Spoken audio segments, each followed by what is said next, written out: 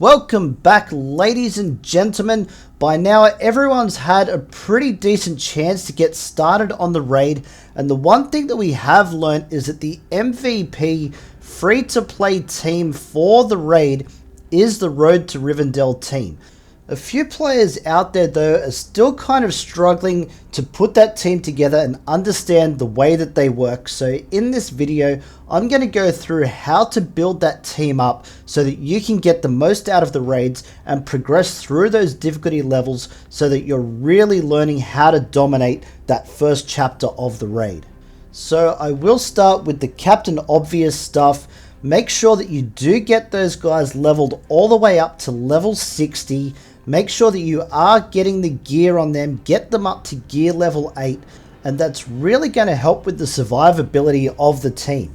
As far as farming is concerned, that is the best thing about this team. Every single one of these characters is easily farmable to every free-to-play player and is also essential for completing that gardener's journey, and along the way completing those quests to get all the extra rewards, as well as all the purple gear that you do get through the gardener's journey, which will allow you to get at least one character up to that gear 9 level. But when it comes to the raid, the area that a lot of people are struggling with is how to build these characters. As we've all learnt pretty quickly, those purple ability mats are very hard to farm. The cost to upgrade is very high, so you've got to be careful where you put those ability mats into to make sure you're getting the most out of your characters. So what I'm going to do is go through all of the abilities that you need to prioritize when building this team. The first step that you're going to do is get all of their abilities up to level 3. That is the maximum that you can upgrade them without having to use any of the purple ability mats. So it's always going to give you a really good foundation for every character to make sure you're getting something out of every ability that they have. Now the first character that we're going to have a look at is actually Merry. Now Merry was the one that a lot of people didn't want to farm at the very start of the game. They didn't feel like he was a very useful character, but now that we have the raids, he has become one of the most important ingredients in this team. Now on his basic ability, this is the one that you will need to max out first. The simple reason is when you get to level 6, you are always going to call an ally to assist. Now the reason that I say this one is the one to do first, because if you have a look in the description of this ability, he will always prioritize Pippin if he is in the squad. Now of course you are going to have Pippin in the squad. We will get to him in just a minute, and I will show you why this is so important, especially for that first phase of the raid. The second character that you're going to have a look at to upgrade their ability all the way to maximum is going to be on Frodo's basic. Now like Merry, once you max this out, he will also call another hobbit to assist. Now the reason why these two are the essential ingredients to upgrade first is you want to make sure that every time they attack that bomber using their basic ability, they're going to call another hobbit in. That's going to build the stacks up on that bomber really quickly to make sure that he drops the bomb on his own team rather than hurling it at you. Now Frodo also has another little mechanic. As you see there, when you get to level 4, if he is stealth, which one of his moves does put him in stealth, as well as the leadership from Strider can put hobbits under stealth, he will gain 10% turn meter for when he uses that basic ability. Now that will be for his own attack, and also if he is called to attack from another hobbit. Now of course this is not essential, but any little speed boost that you're going to get is going to help you out. You're just going to be able to attack that little bit more often, and that 10% could mean the difference between getting an extra stack on the bomber and maybe not. Now let's move on to the third ability that you want to have a look at, and this time we're looking at Pippin, but again it is the basic ability. The reason why this one is so important to have up to that maximum level is when you get to level 6, you're always going to dispel a boon. So what this is going to mean is if you get that guard that comes up, puts his shield up, he taunts, preventing you from actually putting any stacks on the bomber that can be really, really annoying.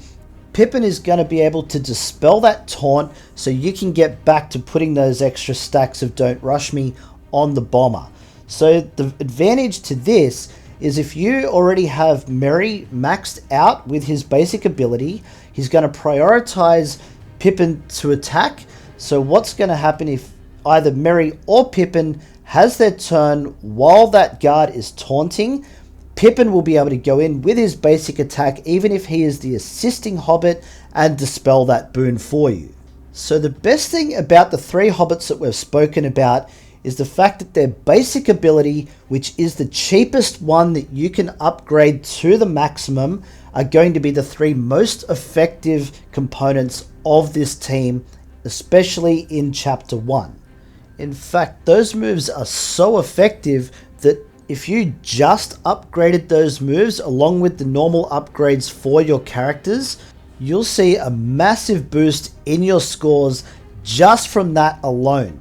If you do want to take this a little bit further, there are a few other moves that you can upgrade just to help you along just a little bit. We're first going to have a look at Strider here. Now his 3 main attacking moves are all going to be very beneficial to upgrade just to get that extra damage, since Strider will be your main damage dealer. His passive ability and the leadership are ones that you can just leave at level 3. You're not going to squeeze too much more out of that. It's completely up to you if you do want to upgrade them, but I wouldn't say it's necessary. But his basic attack, his first and second specials are going to do a lot of damage. So once you've done the basics for the hobbits, come over to Strider and you want to start building these up. Even if you take everything to level 4, then level 5, then level 6, and eventually max those ones out, he's going to start doing a huge amount of damage, which is going to help you on those higher difficulties. Now coming back to Pippin, the main one that you really want to have a look at for Pippin is going to be Old Maggot's Mushrooms, because that is his healing ability. That is going to keep the team alive a lot longer, so you want to make sure that you're upgrading this as much as you possibly can. And once you get it to level 6, that's going to reduce the stamina requirement back down to 4 instead of 5. So every 4 rounds you'll be able to heal your team, which is really going to help keep them alive a little bit longer. His second special move and his passive ability, sure, they could help you out a little bit, but they're not essential for the raid build, so I would leave them at level 3 for the time being. Again, you can always come back to these later and upgrade them once you've done all the essential stuff, and it will help boost you just that little bit, might give you a bit more survivability and allow that little bit of extra damage. Switching back over to Merry for a second, his first and second specials are both going to be moves that you probably do want to upgrade. Maybe not at first, but definitely come back and put a little bit more into these. His first special ability is going to call 2 hobbits to assist once it's maxed out, and you're also going to be dispelling boons when you use that move. So another great one to be able to use on those guards when they have that taunt up. Just another way to tear that down. And on his second special, he's going to be granting haste to his allies and also randomly giving stamina to some of his allies. And that means you can use those special moves a little bit more often. That could result in, say, Strider's AoE. It could even result in Pippin's healing. All those kinds of things. You're going to be able to get to them a little bit quicker. So again, definitely a move you want to come back to and put a little bit more resources into that to upgrade them. His passive ability, I probably wouldn't worry too much about that. If you do think that's important to you, leave it till the very end. You can always come back and put a few resources in that once you've done your other characters.